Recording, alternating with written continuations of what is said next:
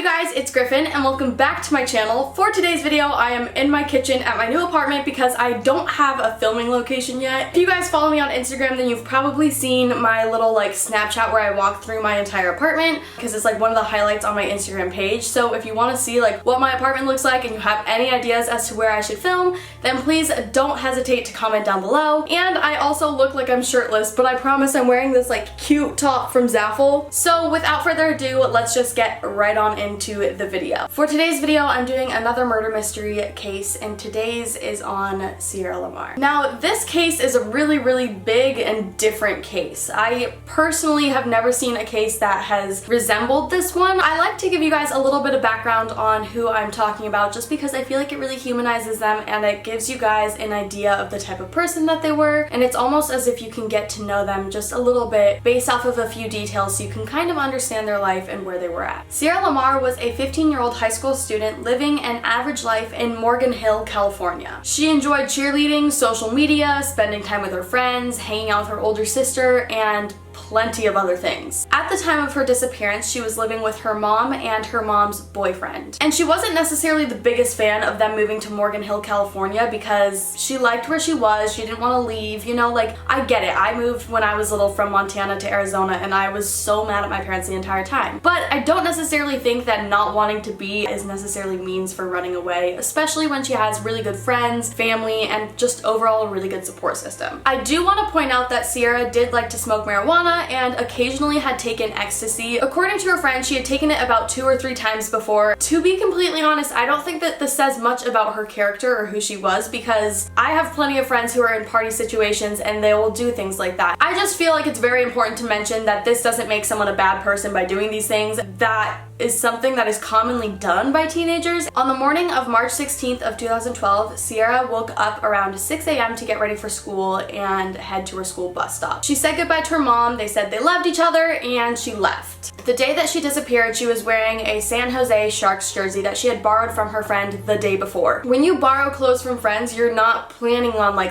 leaving town, unless you're going on a vacation and you want to borrow clothes from a friend for that specific vacation, you're just borrowing clothes to wear them for school the next day. She was also wearing jeans and a black and pink Juicy Couture bag. Although Sierra leaving at 7 a.m. was the last time that her family saw her, there was an actual text sent from her phone at 7:11 a.m. to her friend Carissa. Her friend had asked her if she could bring her makeup to school because she wanted to borrow some and do her makeup in the bathroom. And Sierra's response was a shortened version of yes, basically just saying ye, Y-E, which just proves my point further of the fact that she was going to school, she had every intention to, she didn't plan on running away, she was making plans for the day. As simple of a plan as it was, it's still a plan. Unfortunately, that text was the last that anyone heard from her. Her school bus was meant to arrive at 7:20 a.m. and when it got there, no one was to be seen, so the bus kept driving. I also think that it's important to note that Sierra was the only person to use this stop, so when the bus driver didn't see her there, it was just a no-brainer to keep going. It's not like he should have waited and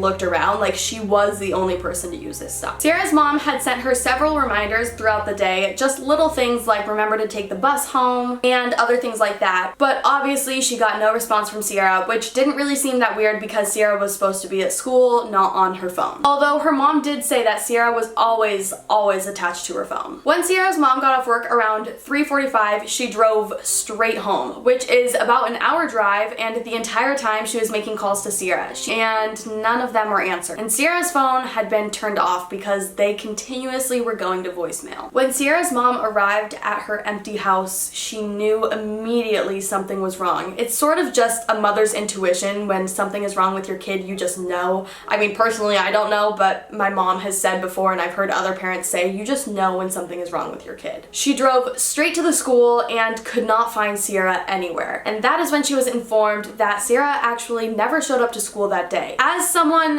who has a little brother and as someone who has people that they deeply care for, I would be unbelievably mad if my kid didn't show up at school and they didn't tell me, especially in this circumstance where their daughter literally disappeared. Like, they could not find her, and they have not found her years later. And that could have been the turning point in the investigation. Like, if she had known that her daughter didn't show up to school, she would have immediately not gone to work and she would have looked for her daughter, obviously. Around 5:30, 6 p.m., Sierra's mom called police and filed a missing persons report, and immediately the next day they started searching.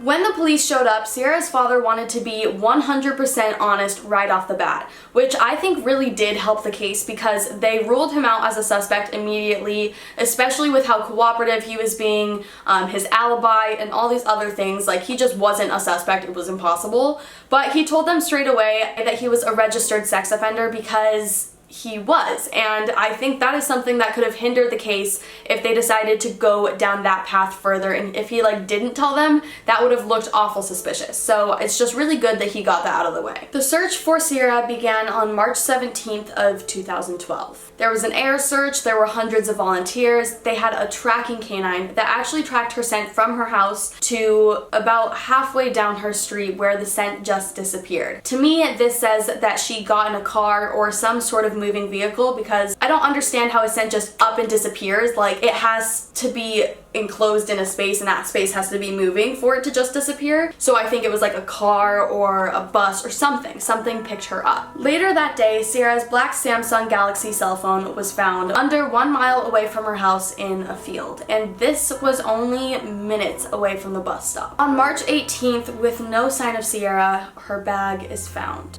Now this is where the case gets really sad and dark very quick. They found her black and pink juicy bag, a bunch of clothes that were nicely folded and clean, the clothes that she was wearing, and her school books from that morning. These items were found shoved in between a cactus that was growing on the side of a shed, shoved in between the shed and the cactus. Like, they were hidden. They weren't just thrown out of a car onto the side of the road. Those were purposefully hidden there. And it's very important to mention that this was all just down the road from where her cell phone was found. Those items were then sent to the lab for testing, and on March 28th, investigators got surprising results. There was a man named Angeline Garcia Torres who had been living in the area just under 7 miles from Sierra's house. Investigators were definitely not saying much as it was an open case, but they began 24-hour surveillance on Angeline Garcia Torres. What they were telling us is that there was evidence in her bag that linked them to him. Sierra's bag was found with Angeline's sperm on it and the sperm of an unidentified male. This leads me to believe that there was another suspect. However, this was only in a few reports, so I don't have that fact set in stone. I just wanted to put it out there because I did find it pertinent to the case. On April 7th, investigators seized Angeline's car, which was a red Volkswagen Jetta with a black hood. Multiple witnesses said that they saw this car surrounding the area that morning, but didn't really see Sierra get in the car or anything along those lines. They just saw the car around.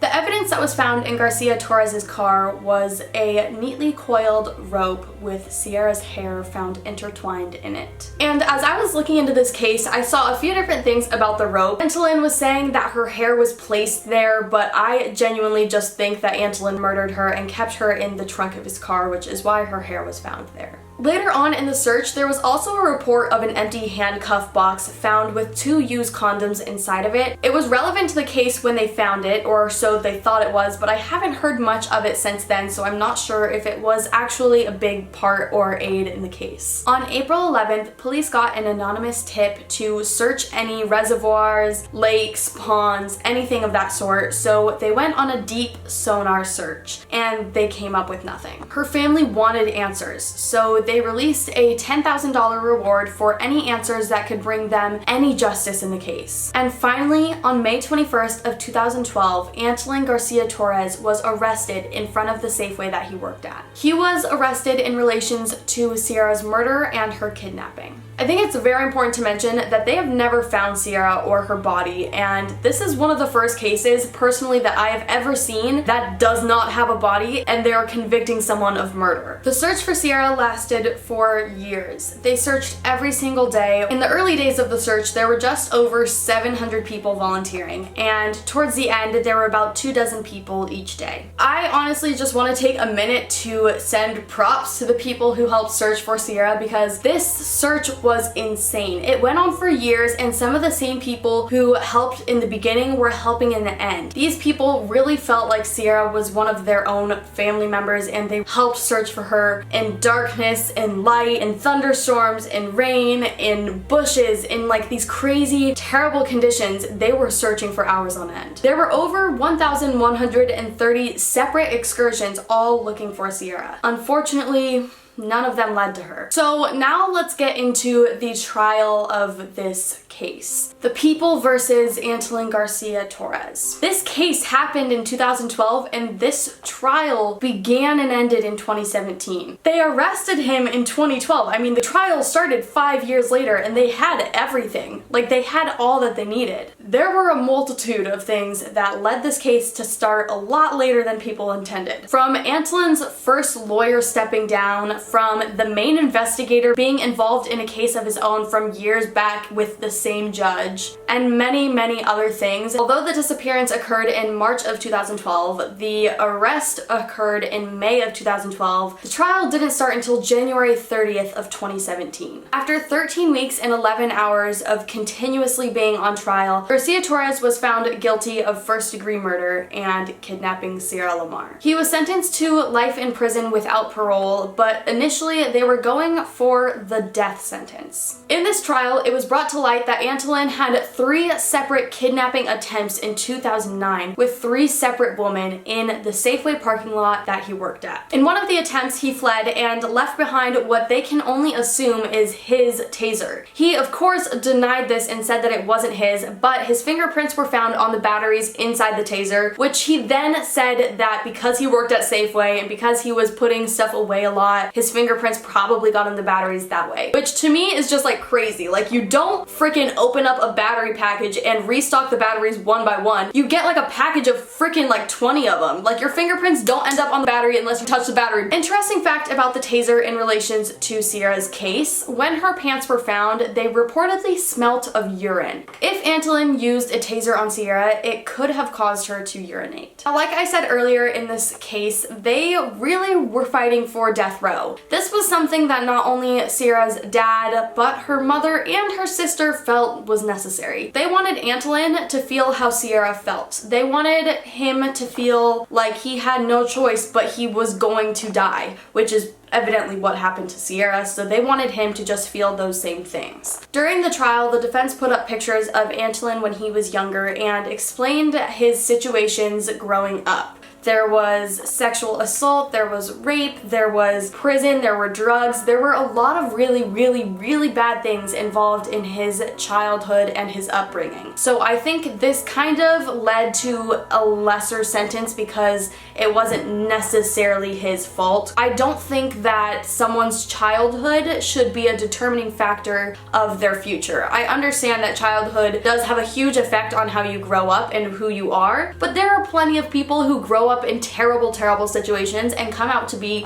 some of the most amazing people. There are 2 separate quotes that I want to read to you guys. I have my phone here because I want to read them word for word because they're both quotes from Sierra's mom and Sierra's father. The first quote is from Sierra's father, Steve LAMAR. He said, "I would be lying if I didn't say I'm disappointed in the verdict. He'll be able to live, Sierra won't. He'll be able to breathe, Sierra doesn't. He'll be able to eat every day, see his family, and we don't have that. The crime I thought deserved the maximum sentence, not the minimum." Sierra's mom's quote that I'm going to read to you guys is something that she read in the courtroom, and she was staring Angeline down when she was saying this quote. Like, she was trying to make eye contact with him, but he had his head down and he was refusing to make eye contact with anyone, which to me shows guilt. But I am not someone who studies body language, so I don't necessarily know if that's what that means. Sierra's mom's quote says, "You robbed Sierra of what God had planned for her and the lives she could have changed. You can choose to make the right choice and repent, end the torment by telling us where Sierra is. If you have a shred of decency, like your mom and ex-wife said, it's time to repent and make it right with God. What if this was one of your children? Wouldn't you want to know where they are? The truth will set you free. It is necessary to help our hearts heal by having a proper burial for her." I'm unsure of any plea deals that were given to him. It doesn't sound like they really wanted to give him any plea deals, but they definitely made it clear that he is open and 100% able to tell them where Sierra's body is, and if he does that, he will likely have an easier time in prison. Maybe not parole and maybe not anything that would change his life dramatically, but like, I just don't understand why he wouldn't tell them, because he's already convicted of this murder and he's already gonna be sitting in there for a long time. Why not just make his stay there the slightest bit better and tell them where Sierra's body is and give the family the closure that they need? To this day, Angeline is so adamant in the fact that he's never met Sierra, he doesn't know who she is, he's never seen her in his life or anything along those lines. There's definitely information that we don't know because they can't share every detail in an article, but I do personally believe that Angeline was fully involved in this. Whether or not he had an accomplice, I think this was his doing. This case was so crazy. There's one video specifically that I felt really explained the case extremely well, and I will have that linked down below, but that was pretty much all the information that I have to share with you guys for this case. If I'm missing any information or you guys have any of your own theories or any information that you can tell me to further this case in any way, shape, and or form, then please feel free to comment it down below, because I do want this video to be the most accurate depiction of what actually happened, and I want justice for Sierra and her family. If any of you saw anything or know anything about this case, I will have the number and email in the description as well as on the screen so that you guys can share any information that you guys know. So like I said, that was all the information I had. I hope you guys enjoyed this video. If you did, make sure to give it a big thumbs up and subscribe. Also, make sure to leave a comment down below letting me know who you guys want to see a video on next. Whether it's a murder mystery, whether it's a disappearance, whether it's a Jane Doe, anything of that sort, leave a comment down below and I will do my best to do more of these videos because I know you guys really enjoy them and I enjoy filming these videos. So like I said, let me know in the comments below and hopefully I will see you guys later. Bye!